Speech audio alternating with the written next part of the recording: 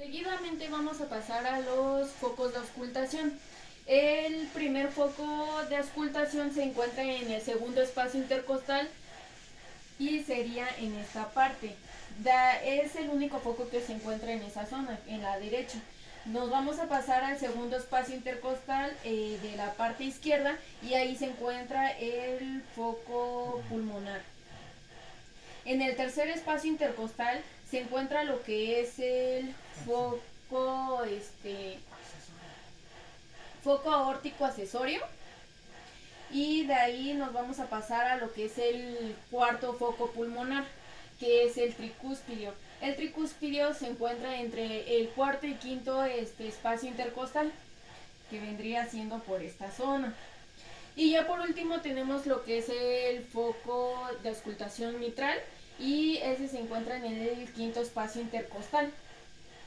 Muy bien, muy bien. Y listo. Sería todo.